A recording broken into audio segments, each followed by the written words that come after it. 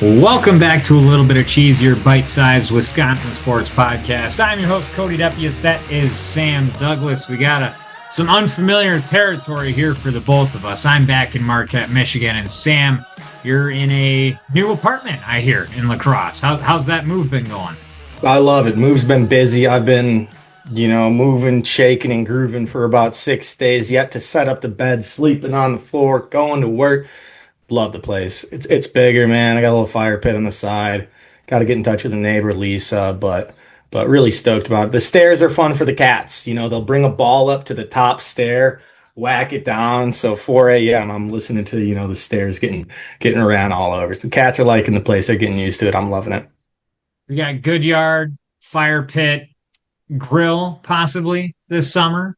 Grill's still inside. I got to get a cover for it so we can be hanging it out outside, but got a grill. We will be grilling, and the neighbors are gonna love me. That's good. That's good. Hand out the bratwurst. That's how you become friends with said Lisa. I have been actually on the grill grind.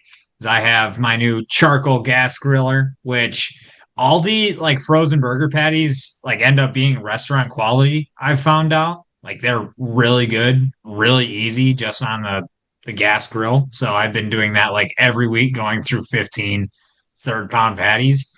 Yeah, Big burger guy. But yeah, I mean, it is the season, full swing in a baseball season.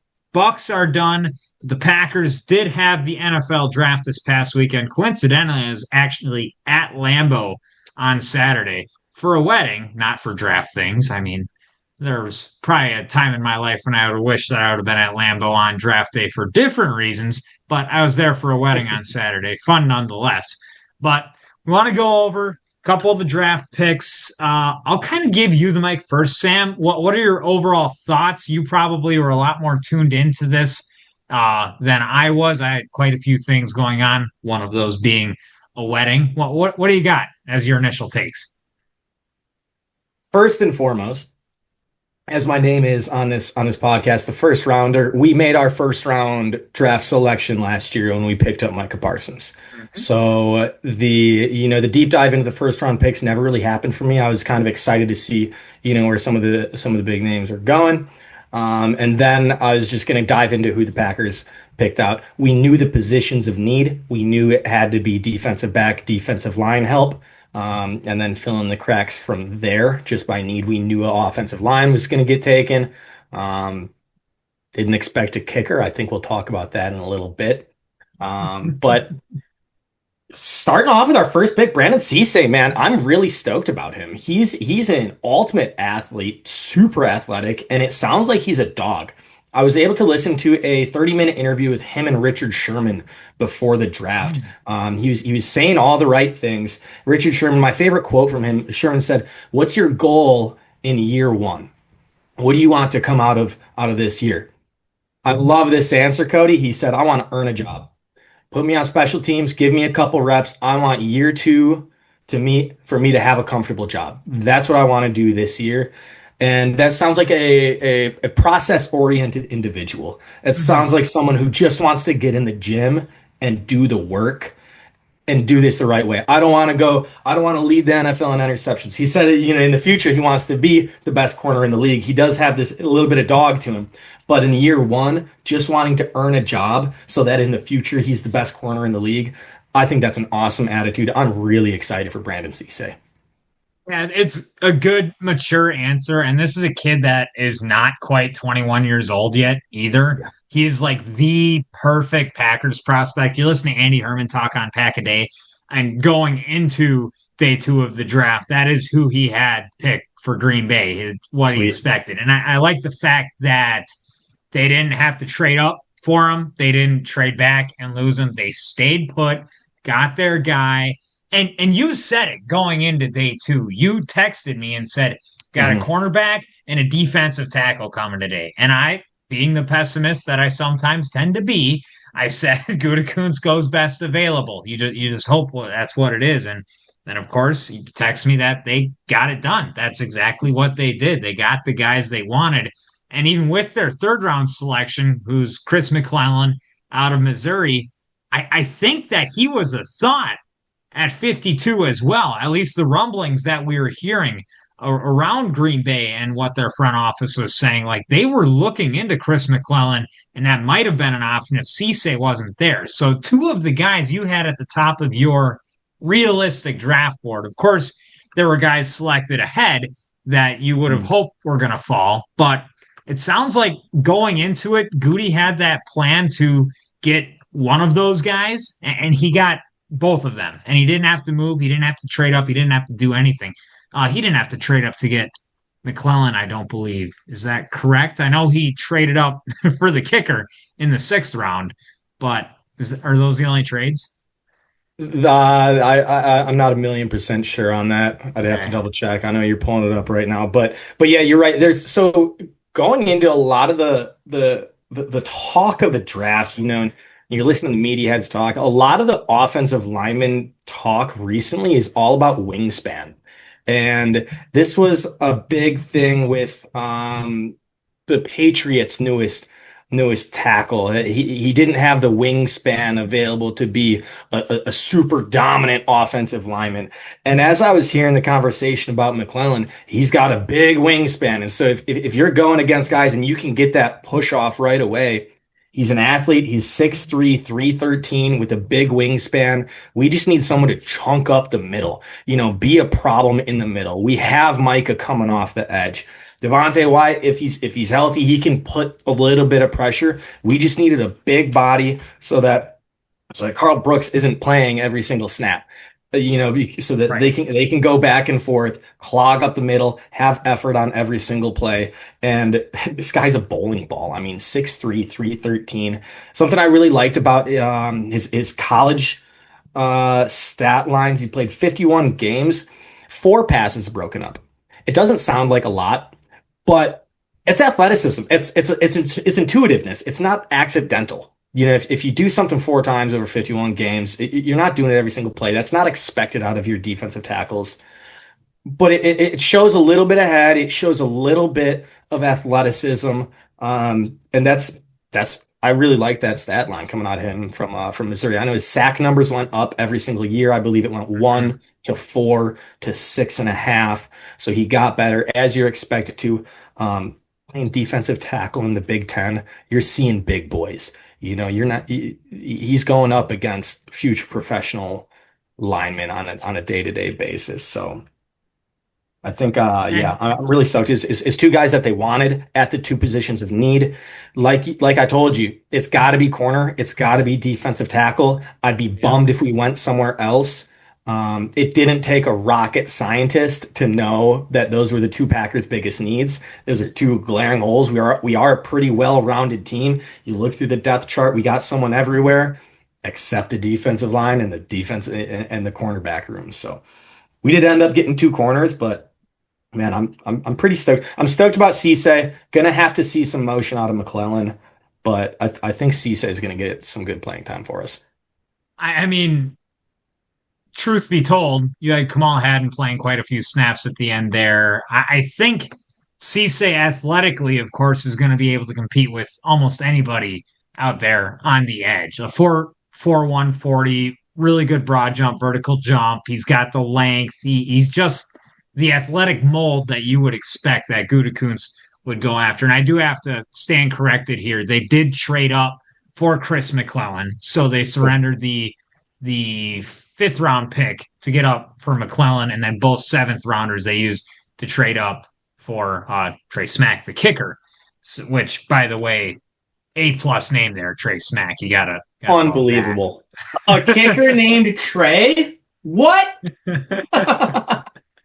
Yeah, I mean, we could have used a couple more trades there in the playoff game against Chicago, but we'll hope for more of that coming up. So, kind of just those first 2 picks. I mean, you go back last couple of years. I mean, Anthony Belton in the 2nd round, that was kind of a what the heck are we doing? Or you even go back to Jordan Morgan when they selected him. There were guys on the board that you were hoping that Green Bay would go out and grab. And at least from what I'm seeing on Packers Twitter and what I've heard listening to Pack a Day and a couple other Packer podcasts, everybody's pretty happy with at least the beginning of this draft. And everybody seems to be really excited for the fourth round selection, has Green Bay has picked another spectacular athlete out of Penn State. It is Dennis Sutton, a highly athletic pass rusher that they put into this. And Sam, your dad seemed to have some pretty high praise from what he's what he's seen on the college tape there.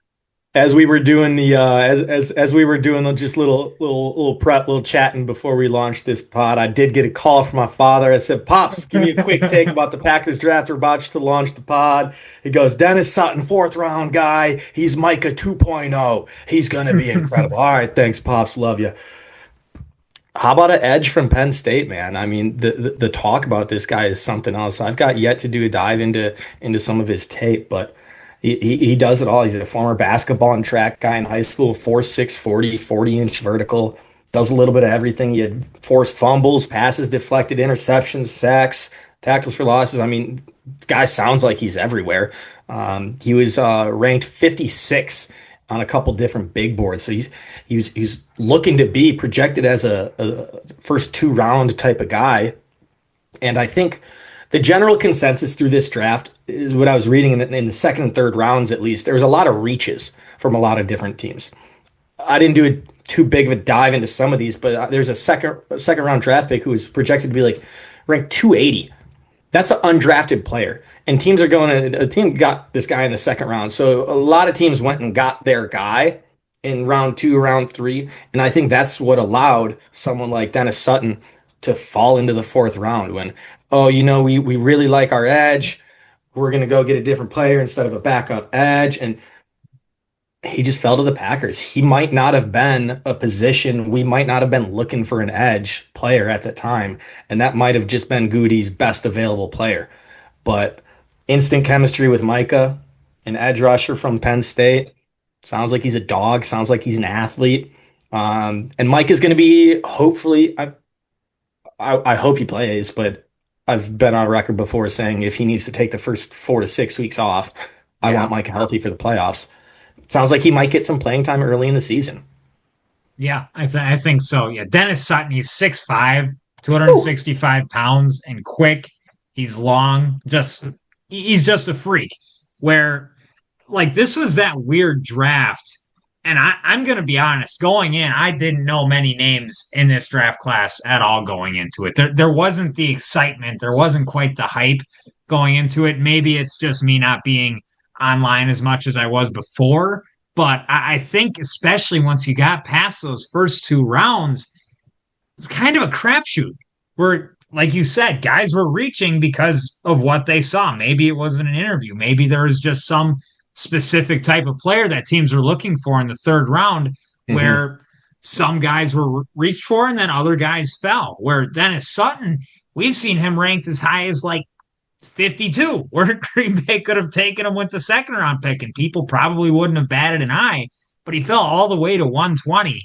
And I'm not seeing or hearing of any character issues. And so it just sounds like this guy slipped through. I'm not quite sure what it was, but to this point, Gutekunst just got it done. Things fell in his lap, and it just worked out the way that we were all hoping and maybe not expecting that it would. And the cornerback room and the defensive line, that's a tied-in unit. So when we're talking about this Packers team needs corners and this Packers team needs defensive linemen, those two positions work hand in hand. And the defense, you talk about marrying, the backfield versus the front seven. Because if you're getting a good rush on the passer, that makes the job of your corners a lot easier. You only have to cover for 2.5 seconds rather than, 4 seconds, because corner might be the hardest job in all of pro sports. At some point, these freak athletes are going to get a couple inches of space on you. So if you can get a pass rush, pressure on the quarterback, it makes your corner jobs easier. So the first 3 picks of this draft helping our pass defense. With the edge rusher, another defensive lineman, and then the first pick that we had being a corner. It seems intentional. It seems like we got position of need and the guys that are going to do it. And we haven't even got to maybe my favorite pick, the 4th round pick yet. 4th round pick. Well, Jacob Burton. Fourth pick. The 4th pick, you mean? Fourth pick. Fourth Is he round also pick was Dennis Sutton. You're right. You're right. Uh, You're right. but yes, the fifth round pick is Jagger Burton, not Jaeger, as much as we might wish it was Jaeger, but Jagger Burton, the center, there to shore up the line. Sounds like he can play a little bit of guard as well as Swiss Army knife. They're going to throw up there. You can never have too many offensive linemen. He's a 5-year player at Kentucky, so he's a little bit older. He's someone that can probably get playing time, get rotation in this year, play some special teams. He was you're going to like this, 2-time Paul Hornung Award winner in Kentucky, which is given to Kentucky's best high school football player. So his junior year and his senior year, he was the Paul Hornung Award winner in Kentucky. So he's Kentucky's best football player. Redshirted his first year at Kentucky, University of Kentucky, and then played his second year where he was voted to SEC All Freshman Team. This guy sounds like a born athlete, dude. Like I think he was able to do a little bit of everything growing up. Started playing inside offensive lineman, big guy, and in his last 3 years at Kentucky, in 1,000 snaps, he allowed 3 sacks in his last 3 years there. He's coming in a little bit older, experienced SEC football athlete. I mean, I think this is another awesome pick. What else can you ask for in the 5th round? I mean, yeah, you start getting to the point where we talked about a little bit of a thin draft. You get towards the 5th and the 6th, it gets quite more thin. But I mean, great name here. Once again, if you're drafting off of just names, I think this might be the best draft class in the NFL this year. I mean, you got some pretty good stuff going on here. Don't know too much about him. Sounds like you've done your research. A lot of people excited. Center is a place where they need a little bit more depth. It sounds like Jacob Monk didn't take the steps that they wanted him to in the past couple of years, where they're looking for a little bit more. Of course, you have Sean Ryan coming back, so you're not looking for Burton to step in right away and start, which you never want your 5th rounder to be coming in and doing that. Otherwise, you'd probably be drafting him earlier. But you needed some versatility. Sounds like you get that. An athlete who can swing to guard positions as well. Maybe in dire need, you throw him out at tackle. You hope you don't get to that point, of course, but adding depth in all the positions. Like, really, aside from quarterback, excuse me, and running back, those are 2 positions I thought were possibilities going in. Maybe even wide receiver at this point with Dontavian Wicks on his way out. But they stayed away from any of those athletes. They traded away both 7th round picks to go up for essentially, at this point, a backup kicker in Trey Smack in round 6. That's telling you that Gutey didn't have anybody that he really direly needed to draft there in the 7th round. So they're ready with their guys to go and sign them as undrafted players immediately after the conclusion of the draft. And Gutey did what he wanted to do and exactly what it was. I think this is it's so funny to see draft grades too. Like, and you and I can come in and say that this was just a great draft and Gutey just absolutely knocked it out of the park. And we can do that pretty much every year. Or we can say that we're disappointed in it. And in the end, it doesn't matter until these guys step on an NFL field. But at this point, looking at just bodies, athleticism, and positions of need, I think Gutey did really well. It doesn't seem like he reached with what people had these guys scouted at for any of these players. Mm-hmm. And he had some competition even here for kicker when McManus last year was banged up for most of the year. And then when the lights were bright, he did not perform at all and actually kept Green Bay out of the divisional round. So they wanted to add a little bit of competition for him, and they got the best kicker in the draft. So the only kicker in the draft, actually. The only guy worth drafting is what the NFL. Only kicker drafted. I love that. He's the only kicker drafted. As far as you said, draft grades don't really mean much. I had that written down as a note. The 2012 Seattle Seahawks draft, which included Russell Wilson, Bobby Wagner, and Bruce Irvin, was given an F. Yep. It went on to a couple Super Bowls there and did just fine together. The Yes. overall draft grades, you really got to see how things shake out. Um, Also, just want to mention that we ended up picking up another corner as well, Damani Jackson, 6'1", 200 pounds. 2 years at USC, 2 years at Bama. Yeah. As far as the sixth round corner, go get a 4-year SEC guy. That's fine with me. Well, USC, SEC, maybe Pac-12 to You're SEC. starting for Pac-12 Bama. doesn't. If you're starting for Bama, you can be a sixth round draft pick. That's well Oh, done. yeah. Come in, be an athlete, play some special teams, maybe be a gunner on the outside for Mhm. special teams as well, and just add depth. And you can even bring up like Sam Shields was undrafted. You can be an undrafted corner and go in and do it. Carrington Valentine was a seventh rounder, like just recently. It's Rasul Douglas is a guy pretty much on the street. You don't have to be a guy that's always done it to go out and do it. Corners can catch lightning in a bottle and do really well. So just adding athletes, especially a guy who had to play at a high level to even be playing at Alabama, it's a good thing to have in there in the room. Of course, you got a lot of SEC guys on the team as well, so I'm sure that banter is always good on Saturdays going into it. But overall, do you even want to give a letter grade here? I mean, they got the positions they need. We wanted help with the pass defense. I think we nailed the first round. I'm going to give it an A. Like I'm really stoked about it. We got to see it on the field though. I think some of these guys are going to be able to get a little bit of playing time early, but this Packers team has been the youngest in the NFL and a playoff team a couple years in a row. Given we Mm-hmm. know the gripes of being the seventh seed a couple years in a row, it's time for that to change, and that's why we didn't have a first round draft pick this year. Our draft was won when we acquired Micah Parsons, and then we just go get depth pieces. And I think that's 100% the recipe we wanted to see.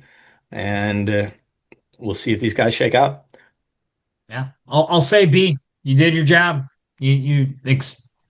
Expectations were met. Maybe a little bit extra, considering you didn't have to give up anything aside from the picks that you had. You're hoping running back that Marshawn Lloyd is going to be healthy at the least, because right now it is him, Jacobs, and Brooks, and you're thinking there's going to need to be another guy in that mix. Not quite sure who they brought in undrafted, but there's going to need to be another body in that mix, especially when you look in the special teams. And then quarterback, that's a question as well. And those are two positions where very low part of the totem pole where I didn't need, but Mm. someone's going to have to step in. But here for the draft, and you're looking at needs, Gutey did. So Gutey doesn't need a first round pick. I think he's proven that. So you can just go trade for superstars all the time. Gutey doesn't even need to mess up the first round like he has a couple of times. We have to say, admittedly so.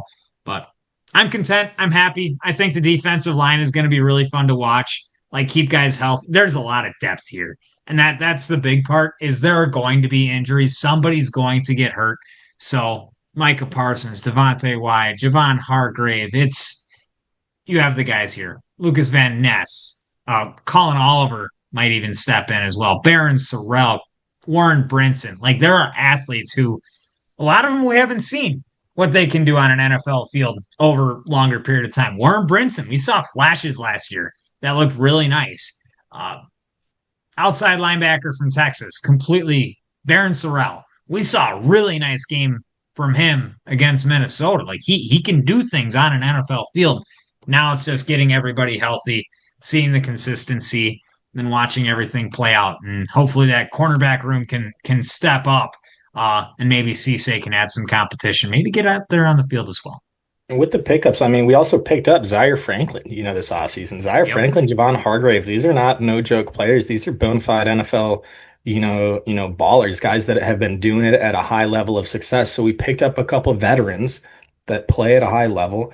Zaire and Coop. Coop is he's about to get real good, Cody. I mean, the linebacking core is going to look really good this year. Depth pieces everywhere. We got a stud in Micah. They're doing everything possible to help this defense out. Yeah, I think so too. The offensive line, they went and re-signed Sean Ryan and added Mhm. another depth piece here in the draft. How about They've done it. how about Jaden Reed? What do you think? A little extension there. Not expecting that. And in all honesty, I didn't think it was going to be happening for Reed. I was hoping it was going to happen to Watson or for Watson, I might say. But I think Alec Pierce's deal might have shoved that out of the realm of probability. You think there's a chance that they go and sign Christian Watson to a long term extension?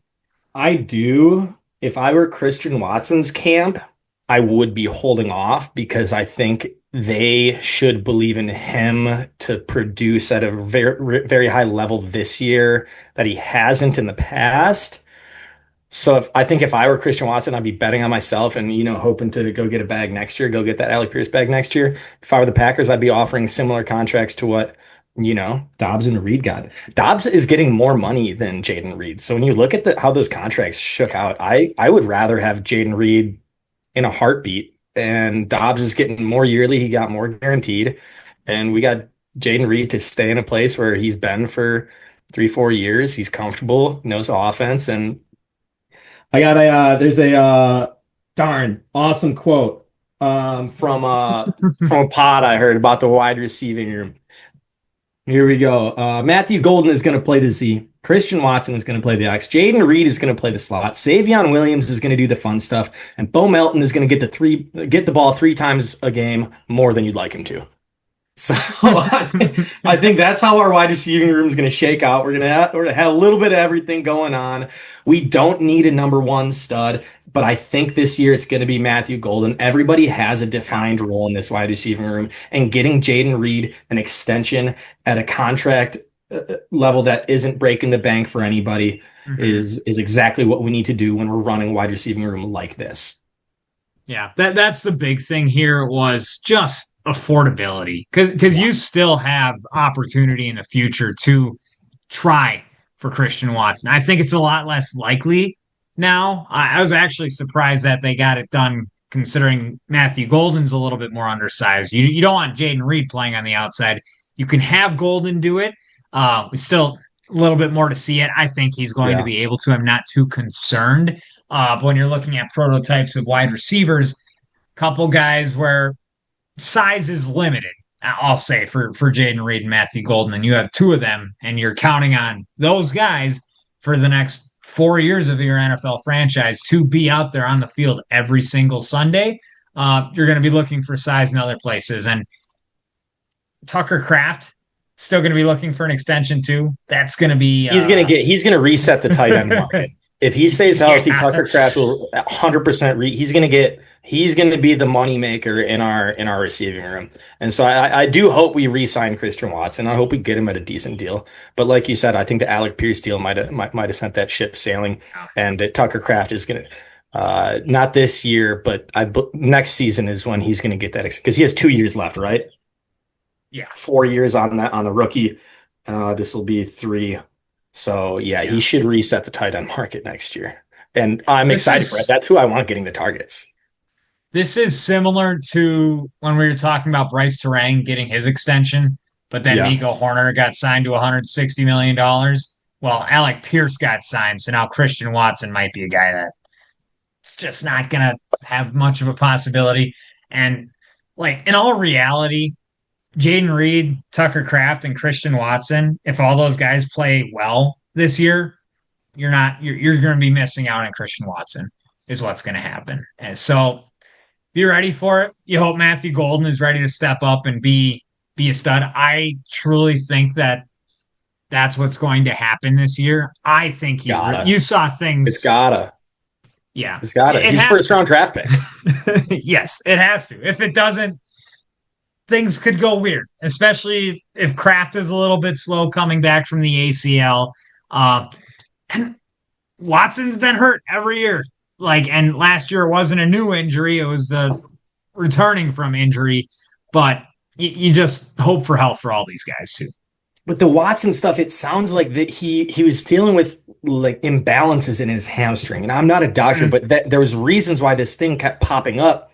And that's why I texted you. I said, we've put so much time and effort into Christian Watson. I want to see him stick around if possible, because it feels like we're just cracking the surface of Christian Watson finally being healthy. So if we can, finally get a healthy Christian Watson, it's a big opportunity, but we just put a lot into him, and man, Matthew Golden, uh, he wasn't missing out on targets last year because of drops, because of fumbles, because of missed routes. It just wasn't game plan. So if game plan opens up for Matthew Golden, there's just there's a lot of opportunity in this receiving room. Didn't need Wicks, didn't need Dobbs. I'm excited for the simplicity of this receiving core to be at a new level. Yeah. And this is our first time talking since Dontavian Wicks has been traded too. So for those of you that hadn't known, Wicks was traded for a fifth round pick to Philadelphia, and that fifth round pick was traded up to get Chris McClellan. So it kind of all turns out and works out in that way. I like that move just for the fact that you open up more opportunity for a Matthew Golden and a Savion Williams, and you get your young guys who are going to be here for the next couple of years, because Wicks wasn't going to be there after this year. We knew that. So you get 1 year of a guy who hasn't proven himself over a consistent basis at all. You send him to Philly, and they have no drama going on over in that wide receiver room at all. So that'll be a smooth sailing for him. But yeah, a lot of Packers talk today. I wanted to do a little Brewers. We're going to run short on our time for that, so we'll save that for next time. Sam, Bucks have hired a new head coach. Your 2 cents. So back. We are so back, Cody. All right. Taylor Jenkins, man. He was on the Bucks staff. I don't know if he won the ring with us or not, but he was on the Budenholzer staff. Went to Memphis. Memphis overachieved for 3 years, had a rocky start to their 4th year there, and they got rid of him. And when Taylor Jenkins was fired from Memphis, that was shocking. I was talking to my basketball friends saying, why this guy just had a young team without a whole lot of players, overachieving. Desmond Bain was traded for 4 first-round draft picks because of what Taylor Jenkins did. He had Jaren Jackson Jr. He was coaching Jaren Jackson Jr. up, a young stretch 4 that could do everything. He's familiar with that. Giannis role is what Jaren Jackson Jr. was doing. He had a player similar to that. He had a stud young point guard, Ja Morant. We have Ryan Rollins, and he had the team overachieving. And I think he's got a chip on his shoulder, Cody. He was let go from a young team that he was building up. They were the 2 seed in the West as a team that was averaging like 23 and a half years of age. And then he was canned the next year. During Ja Morant stuff, he was dealing with a lot in there. So he's going to get an opportunity to have a Giannis with a chip on his shoulder should he stay. And I think that's what's going to be going on. He's going to have a young team ready to silence a lot of haters. And he has scheme. He's going to have a voice in the locker room. I'm really, really excited about this Taylor Jenkins hire. So Taylor Jenkins was in Milwaukee 2018, 2019, and that was when they were league best 60 and 22, and then lost to Toronto in the conference finals. He actually has the most wins in Grizzlies franchise history. Did not know that. Fun little in just a matter of 3 years. Right. 4 years. Yeah, and it was a good like when you're saying that, I'm someone who did not know who Taylor Jenkins was when Sam texted me, Taylor Jenkins, we got a good one. I had to check which sport this was referring to, honestly. But I think he's the best on the market. Yeah, 250 and 214 over 6 seasons with the Grizzlies, actually. So 3 straight playoff appearances from 21 to 23. They reached the second round in 22. Used to winning. Was in the building with Giannis when Giannis was playing bully ball back in 2018, 2019. You think this helps lure Giannis maybe back to where we were hoping he's staying? Absolutely. And there was a quote from Giannis recently. He says, I wish I would have handled a little bit better. I wish I would have just looked at camera dead in the face at one point and said, look, Milwaukee is my city. I'm here. He said that about a week ago. Didn't he do that, though? Yeah, there's a quote. I might be paraphrasing, but he did come out and say, I wish I kind of would have quoted things a little bit differently. And that's what I was on this pod saying a couple times, too, is there's not a language barrier with Giannis, but the delivery of messages can be a little bit different sometimes. And, that's everyone. Giannis he's a goofy guy. Sometimes he's making jokes at the podium. sometimes he's asking reporters, you have a job, you show up to work. Everybody has difference of opinions. He's always been walking the line of, yes, I'm an employee here. The Bucks have always treated me good. They've always tried to put in a winning roster around me. If they trade me, they trade me, which he's never been wrong about. And we know the media has loved to spin Giannis quotes. So Right. I hope Giannis is just in the gym working, a chip on his shoulder. And I'm just really excited for this offense to look like a real offense, dude. Doc is gone. Hitler's dead. These are good things. It's really good news for the Bucks. I think the conversation of is Giannis leaving Milwaukee is just like a political debate where people are just going to say one thing or another, but in all reality, it doesn't matter what we argue because it doesn't matter because Giannis is probably just going to end up staying anyway, so it doesn't matter how much we argue about it. But yeah, so Bucks, Sam's back on the train. So what? 2027 NBA Finals champions. Put in the bets now. Don't know what that. I'm gonna find their over. I'm gonna find There you the season record over. I'll tell you that much. That's not a bad investment method. Don't listen to us, please. Sam, you got a fun cheese grater for us today? Got a couple of minutes to rattle it off. Yeah, let's see if we can just rattle off. Let's go down the line. Packers first round draft picks. Past handful of years. Past handful of years. 2025. 2025, Matthew Golden. 24, Jordan Morgan. 23, Lucas Van Ness. 22, feeling weird. I gotta hop around now. 22, we had 2 first round draft picks. That would be Walker and Wyatt. Yep. 21. Let's see. They would have been picking very late there. 29th overall. Feel like this was a swing and a miss. Am I wrong? Defensive back. Defensive back. So it would have been 21. I forgot that Eric Stokes was the first round draft pick. Yeah, that's true. And I think he was an all-pro last year or something silly like that. Played really well in Vegas, apparently. It's okay. I don't care all too much. 2020, that would have been Jordan Love. Remember that one? COVID. 2019, that's another 2 of them. Another 2. Why do I not remember this one quite as much? I'm pretty sure they were both on defense again. A linebacker and a safety. Linebacker and safety. So, safety, that's Darnell Savage. Yep. And the linebacker, this would not be middle linebacker.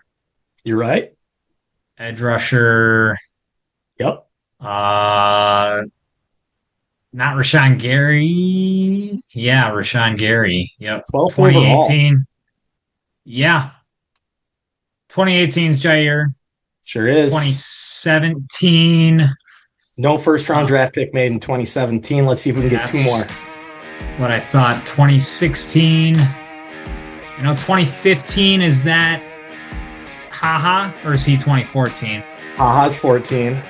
2015. They're going defense for sure in all of these. 2015, Demarius Randall. Yeah. 2016. 2016 feels like a safety. Nope. No, not a safety. Edge rusher. Nope. I wave the white flag. I give Kenny up. Clark. Well done, though. Kenny Clark. Thanks. Appreciate it. That's going to do it for us this week. We'll see you guys next week. A little bit more Brewers talk on A Little Bit of Cheese, your bite-sized Wisconsin sports podcast.